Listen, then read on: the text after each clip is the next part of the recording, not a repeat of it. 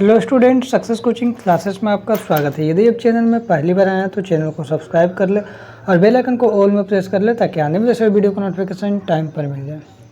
आज हम डिस्कस करने वाले हैं क्लास 10th का सामाजिक विज्ञान फाइनल एग्जाम 2025। ठीक है, ये आपका बूस्टर डोज 2 वीडियो होने वाला है। अगर डोज 1 वीडियो आप नहीं देखे हैं तो आप जाकर जरूर देख लीजिएगा। वेरी इंपॉर्टेंट आपको क्वेश्चन सब्जेक्टिव करवाना है। आपका टारगेट 90% प्लस पार होगा। ठीक है, उम्मीद है इससे बाहर आपका एक भी प्रश्न नहीं जाएगा। 2025 एग्जाम स्पेशल के लिए है ये बूस्टर डोज 2 वीडियो। ठीक है, तो चलिए डोज 1 वीडियो हम लोग बहुत सारा क्वेश्चन कर लिए थे। राष्ट्रवाद से आप क्या समझते हैं, निरंकुशवाद से आप क्या समझते हैं, इसी तरीक़ा से हम लोग बहुत सारा क्वेश्चन किए, तो आप उसको जाकर देख लीजिएगा। आपका प्लेलिस्ट बना हुआ है। आज हम लोग देखने वाले हैं सेट 2 देखने वाले हैं, बूस्टर डोज 2। ठीक है, चलिए देखते हैं। तो आज से हम लोग क्वेश्चन लिए रूढ़िवाद से आप क्या समझते हैं। ठीक है, इसको हम लोग आज समझने वाले हैं। तो देखिए, सबसे पहले आपका क्या बोल रहा है, तो ऐसा राजनीतिक दर्शन जो परंपरा स्थापित संस्थाओं और रिवाजों पर जोर देता है। क्या बोल रहा है, ऐसा राजनीतिक दर्शन जो परंपरा स्थापित संस्थाओं और रिवाजों पर जोर देता है और तेज बदलाव की जगह क्रमिक मतलब धीरे धीरे विकास को प्राथमिकता देता है, उसी को हम लोग क्या बोलते हैं, रूढ़िवाद बोलते हैं। ठीक है, आगे देखते हैं। सेकंड क्वेश्चन हमारा क्या, रोलेट एक्ट क्या था। बहुत ही मोस्ट इंपॉर्टेंट क्वेश्चन है, तो याद रखिएगा, एग्जाम के लिए बहुत ज़्यादा इंपॉर्टेंट क्वेश्चन है। तो इसको हम लोग क्या करेंगे, देखेंगे हम लोग। रोलेट एक्ट ब्रिटिश सरकार द्वारा 1919 में पारित किया गया एक काला कानून है। याद रखिए, एक काला कानून था।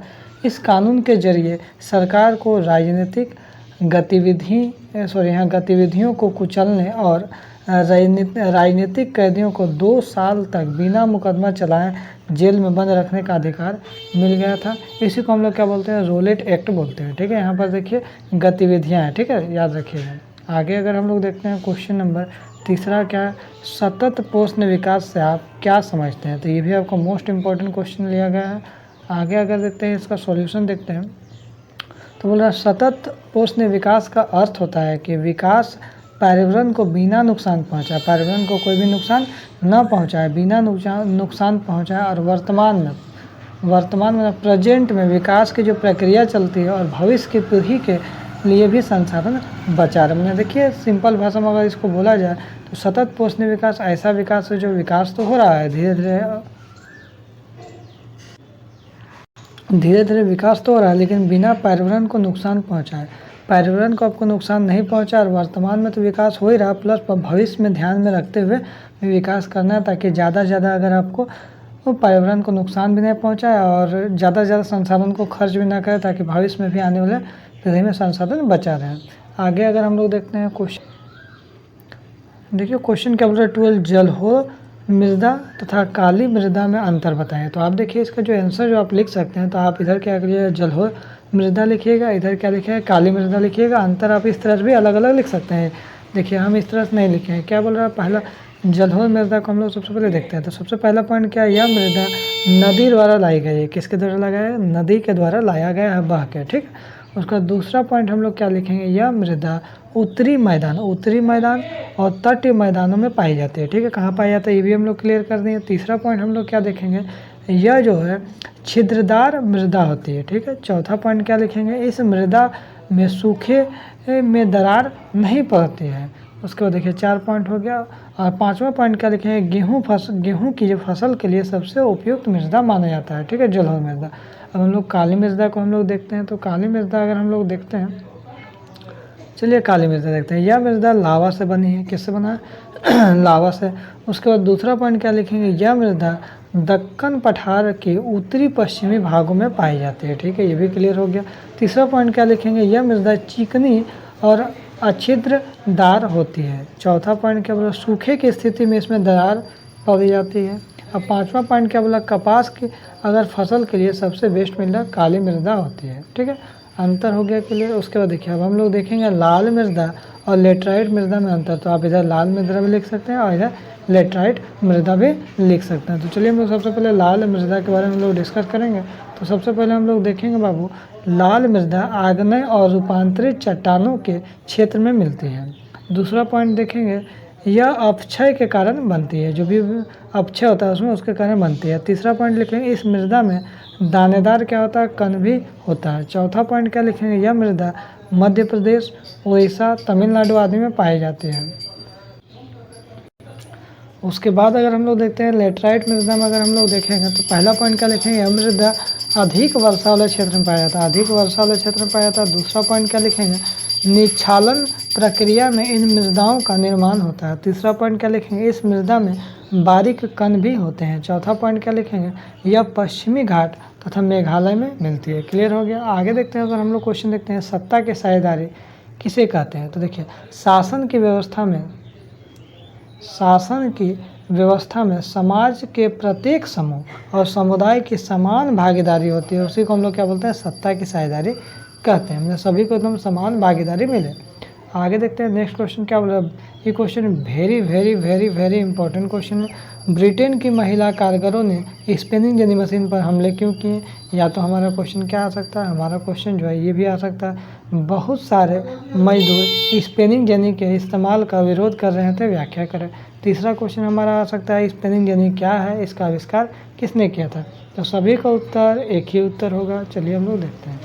सबसे पहले हम लोग लिखेंगे स्पिनिंग जेनी जो है, स्पिनिंग जेनी एक सूत कटाई मशीन है। इसका आविष्कार किसने किया था, जेम्स हरग्रीव ने 1764 ईस्वी में किया था। उसके बाद क्या लिखेंगे, स्पिनिंग जेनी मशीन के इस्तेमाल के बहुत सारे मजदूर विरोध करने लगे, क्योंकि क्या कारण है चलिए देखते हैं। सबसे पॉइंट लिखेंगे, हम सभी जानते हैं कि किसी काम को 10 आदमी 10 दिन में कर रहे हैं, वही काम क्या करेगा कोई मशीन सेकेंडों और मिनटों में कर देगा। ठीक है, इससे क्या होगा, कम लोगों की ज़रूरत पड़ेगा। जो 10 लोगों की ज़रूरत पड़ता है तो 1 लोगों की ज़रूरत पड़ेगा मशीन आने से। दूसरा पॉइंट क्या लिखे, इसी तरह ब्रिटेन की महिलाएं इन काम करते थे, क्या होता था, उन उद्योग में काम करते थे। जैसे ही वहाँ स्पिनिंग जैसी मशीन आ गया, स्पिनिंग यानी मशीन आ गया, तो सारी महिलाओं का धीरे काम छूट गया। अब क्या हुआ, सभी महिला क्या हो गया, बेरोजगार हो गया। जैसे मशीन आया सभी महिलाओं को हटा दिया धीरे काम से। इन मशीन को एक दो आदमी ही आसानी से चला सकता था। मान लीजिए कोई मशीन ले आया गया तो उसमें 1-2 आदमी काफ़ी है चलाने के लिए। 10 आदमी 20 आदमी जो काम कर रहे सबको हटा देगा। अब बहुत सारा धागा भी बना लेता था, 1-2 आदमी एक मशीन को चलाता था, मशीन के द्वारा बहुत सारा धागा बना लिया जाता था। इसलिए उद्योगपतियों ने सारे महिलाओं और मजदूरों को एक एक करके निकालने लगे। ठीक है, चौथा पॉइंट लिखेंगे, इसी कारण से ब्रिटेन की महिलाओं और मजदूरों ने स्पिनिंग यानी मशीनों पर हमले किए, जिसमें उनके परिवार वालों ने उनका बहुत ज़्यादा सहयोग किया। क्लियर हो गया। ये लॉन्ग क्वेश्चन था, 5 नंबर वाला था। आगे देखते हैं, अगर हम लोग देखते हैं प्राथमिक क्षेत्र किसको बोलते हैं, तो देखिए वैसा क्षेत्र है जिसमें प्रकृति द्वारा प्राप्त वस्तुओं का उपयोग करते हैं। जैसे कृषि हो गया, खनन हो गया, उसे हम लोग क्या बोलते हैं, प्राथमिक क्षेत्र बोलते हैं। जैसे कृषि, पशुपालन, मत्स्य पालन इत्यादि। एक पॉइंट को और इम्पोर्टेंट पॉइंट को याद रखिएगा, जो प्राथमिक क्षेत्र को हम लोग क्या बोलते हैं, कृषि क्षेत्र भी बोलते हैं। प्राथमिक क्षेत्र को कृषि क्षेत्र भी बोलते हैं। आगे देखिए द्वितीय क्षेत्र से आप क्या समझते हैं, तो देखिए द्वितीय क्षेत्र क्या, वैसा क्षेत्र जिसमें प्राथमिक क्षेत्र के वस्तुओं को उपयोगी वस्तुओं में बदला जाता है। जैसे आपको कपास से कपड़ा हो गया, गेहूं से बिस्किट हो गया, उसे हम लोग क्या बोलते हैं, द्वितीय क्षेत्र बोलते हैं। जैसे विद्युत हो गया, गुड़ हो गया, चीनी हो गया, चावल हो गया, ये सब आपका इसके अंतर्गत आ जाएगा। एक पॉइंट क्या और याद रखना, जो आपको द्वितीय क्षेत्र को हम लोग विनिर्माण क्षेत्र भी बोलते हैं, या तो हम लोग औद्योगिक क्षेत्र भी बोलते हैं। ठीक है, उसके बाद देखते हैं हम लोग तृतीय क्षेत्र किसको बोलते हैं। तृतीय क्षेत्र आप क्या समझते हैं, तो तृतीय क्षेत्र का संबंध वस्तुओं को उत्पादन से नहीं है, बल्कि सेवाओं से है, बल्कि सेवाओं के निर्माण से। जैसे प्रशासन, परिवहन, जो भी आपका सेवा दे रहा है, बैंकिंग, बीमा, सब तृतीय क्षेत्र में आ जाएगा। याद रखिएगा, इस क्षेत्र को सेवा क्षेत्र भी कहते हैं। ठीक है, तो अगर वीडियो आपको अच्छा लगे तो लाइक करिएगा, शेयर करिएगा। अगर चैनल में नए हैं तो चैनल को सब्सक्राइब जरूर करिएगा। अगर आप टेलीग्राम, व्हाट्सअप ग्रुप सब में आप ज्वाइन होना चाहते हैं तो आपको डिस्क्रिप्शन में लिंक मिलेगा, आप जाकर ज्वाइन हो जाएगा। फिर मिलते हैं हम लोग नेक्स्ट वीडियो में। Thank you so much.